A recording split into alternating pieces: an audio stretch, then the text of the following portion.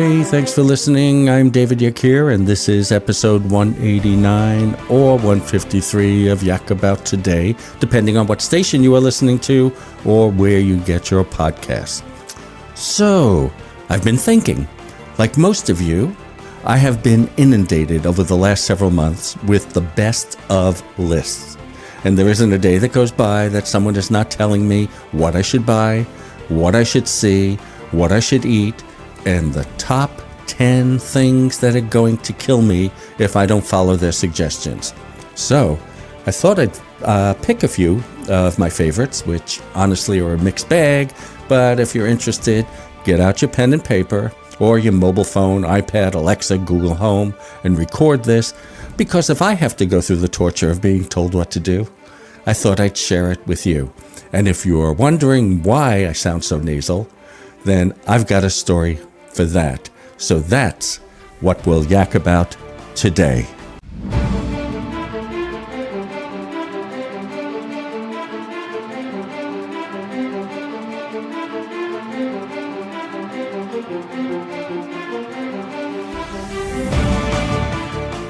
What's up, everybody? David Yakir here for Yak About Today, hoping you are better, healthier, and more informed than any generation that came before.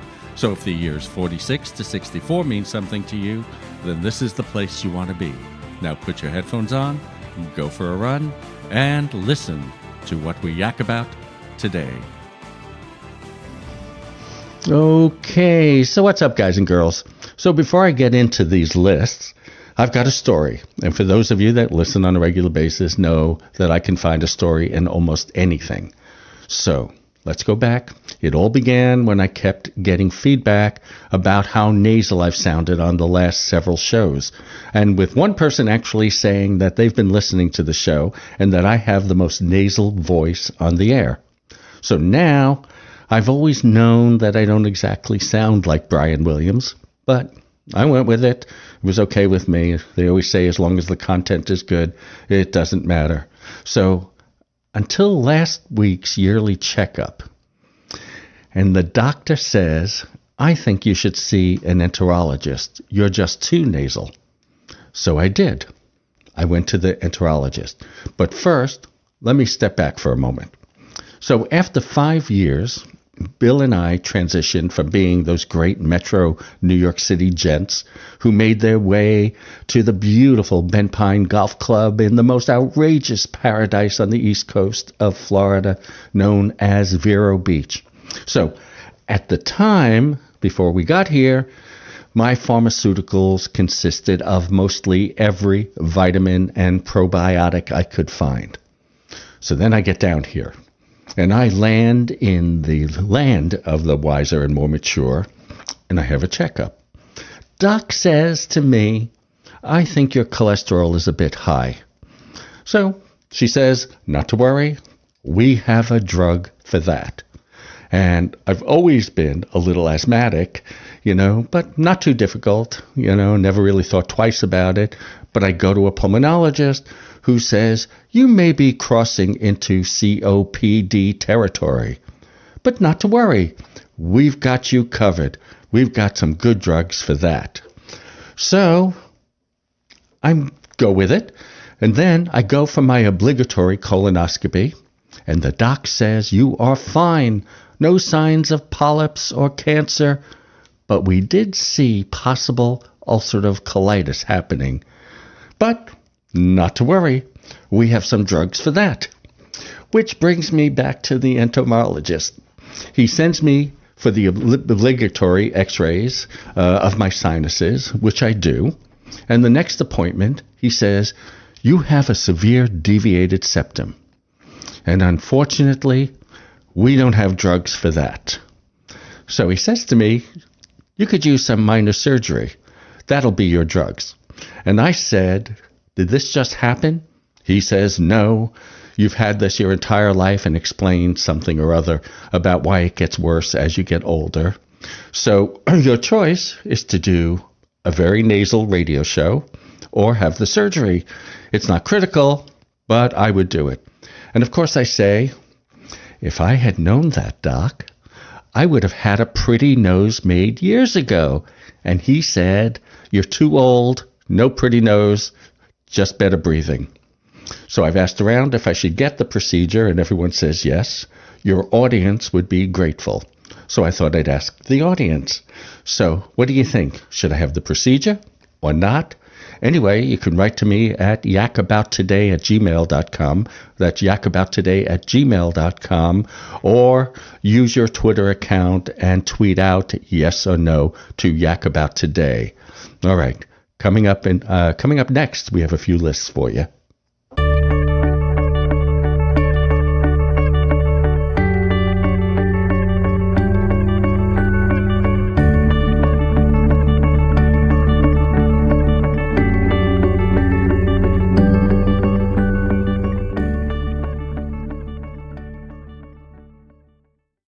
So I thought for the first list, I'd do something that I thought was interesting. It's a list called The Influencers. And this is a list of sort of the 10 or 15 most influential people in the world, I guess, not only the States, maybe just the States. And the reason I picked this list, because knowing my audience, I sort of tried it out on a few people at dinner. And quite frankly, with the exception of a few of the obvious, nobody really heard of many of the people on this list. And considering they're the most influential people supposedly in the world, I thought I'd bring it to you and see what you think of this. When I was talking to Bill, we were surprised at how we used to know the top artists or the top movies or the top books, the top songs. And now we're not even familiar with the people who are showing up at the Grammys, which were on recently, which brings me to number one on the influencer list. And if you watched the Grammys the other day, it was a big surprise. He picked up, I think, the first Grammy for Best Song or Best Album for hip-hop. His name is Donald Glover. And if you're watching this highly rated series called Atlanta, this is his series about, sort of the violence, systematic violence in African-American communities in the United States. And he's got a big thing about challenging stereotypes around black culture. So he's considered one of the most influential people out there now. He's followed by somebody you may have seen since he came out of a really popular movie. I think he's one of two on this list, by the way. And he's known for portraying the antagonist of Black Panther. And he has been developing a really growing career, which was always given great reviews for what he's done. And now he really came to fame in Black Panther. So the next one is a singer, songwriter, rapper, and a poet. His name is Kendrick Lamar. He won one of the very first Pulitzer Prizes for one of his songs, and which was considered great poetry of our time. And you should look him up, follow him, listen to some of his music. Okay, the next one is easy. Everybody knows her. She is Meghan, the Duchess of Sussex.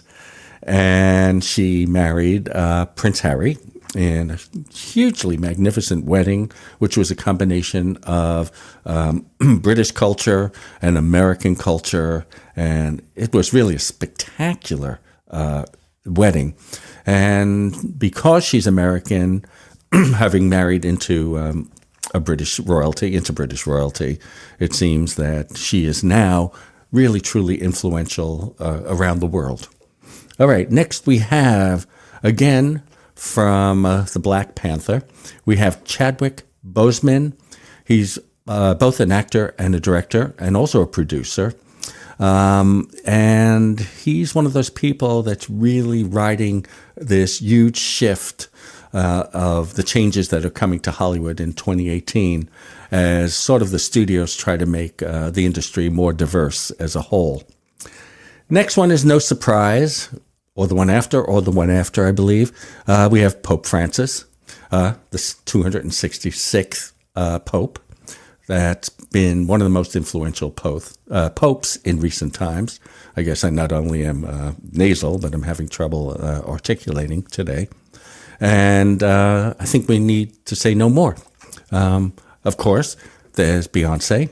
And again, I probably don't have to talk about who she is, what she's done, where she came from. All we know is that whenever she appears, it is in the most spectacular performance, whether it's the Super Bowl or Coachella.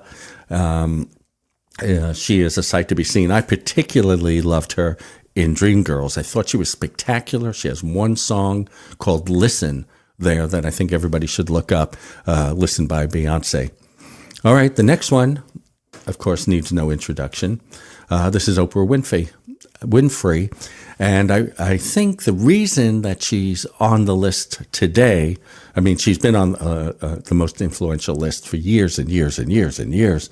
But this year she's on the list because she gave such an incredible, powerful speech in 2018 at the Golden Globes, where, you know, after listening to it, everybody was certain she was going to do a presidential run. Okay, the next one is Eminem.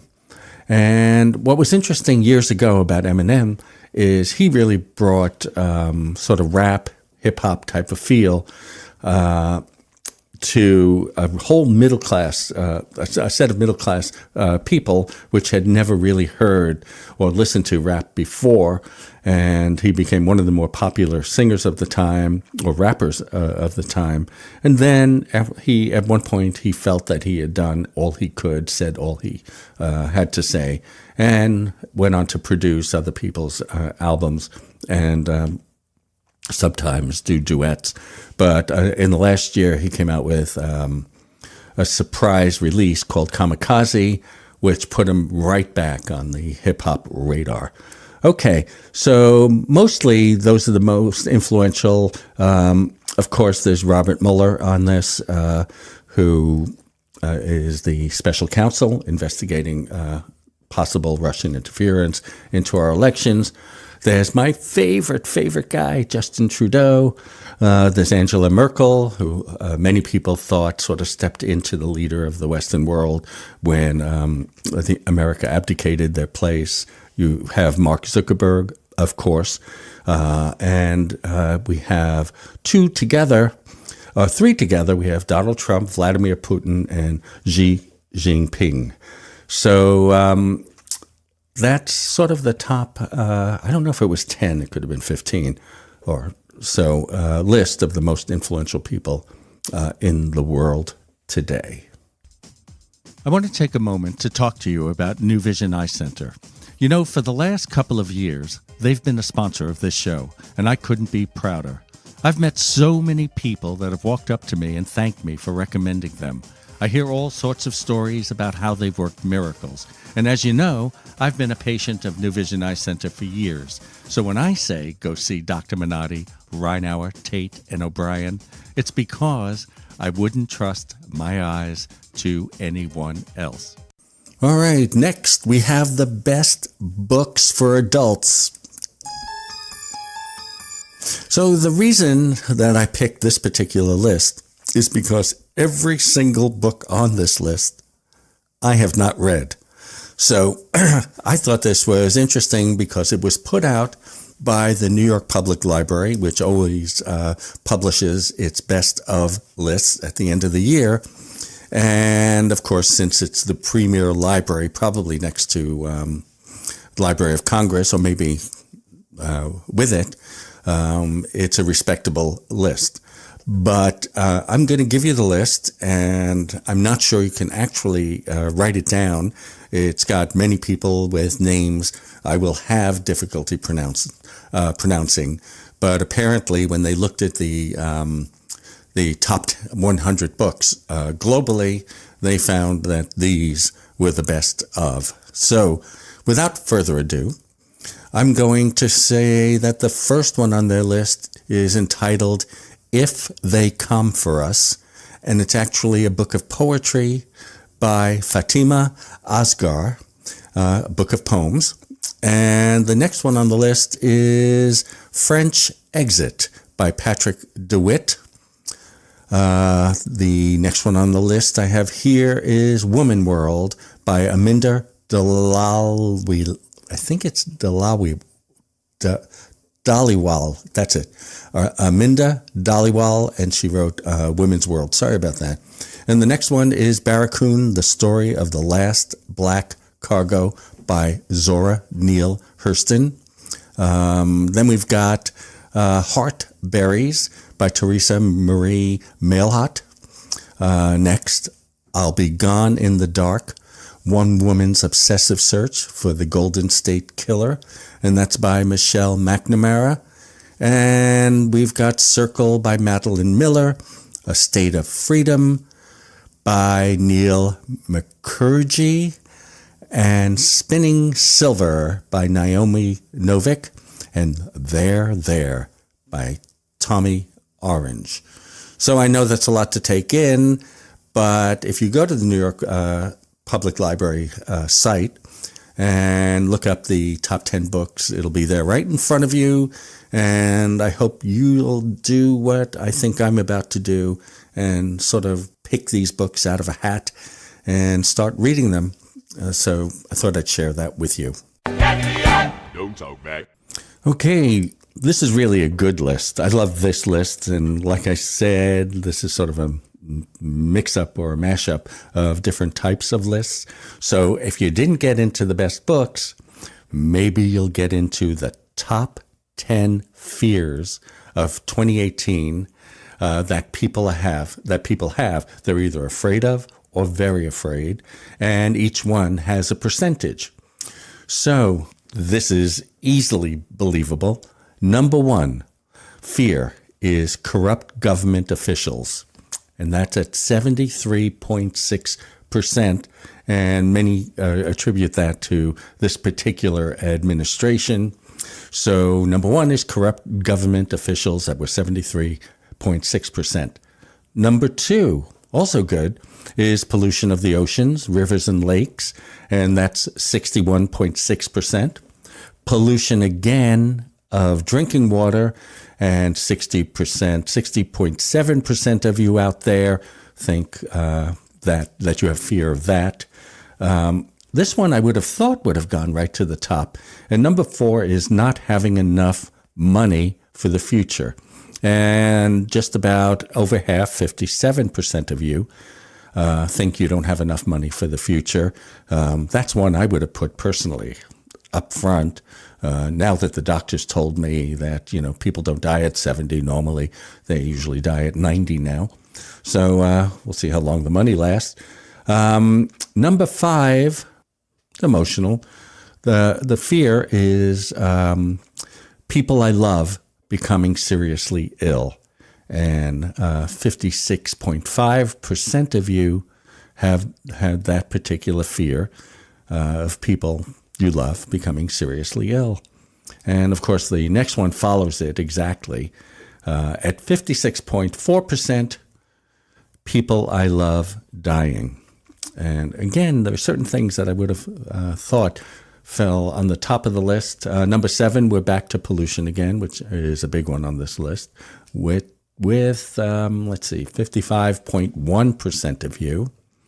And again, it's interesting. This list is sort of falling into a category. Number eight, with 54.1% of you, is extinction of plant and animal species. And again, number nine is global warming and climate change, which 53.2% of you are afraid of. And the last one, again, I would have thought this would have risen to the top. Number 10 is high medical bills. And that's the top 10 list of people's fears. Why don't you write to me at yakabouttoday@gmail.com and tell me your number one fear. Okay, I've got about a minute left before I have to leave you. So I actually, instead of just giving you my email addresses, the Twitter and Facebook, what I want you to do is sort of email me. I believe most people that listen to the program do have email if they don't have other social networks. So why don't you email me and at yakabouttoday at gmail.com. That's yakabouttoday at gmail.com. I'm trying to understand who's on social media. And, are you on Facebook? Are you on Twitter? Are you on Google Plus, which I think is going away? What social networks you're on, so I know what social networks to sort of concentrate on. So if you write to me at yakabouttoday at gmail.com, I will try to understand best how we can communicate outside of the broadcast or the podcast. And for those of you who only listen on podcast, remember, we do have shows that will be coming up that will be podcast only. All right, this is David Yeck here. Until next week, peace. Take out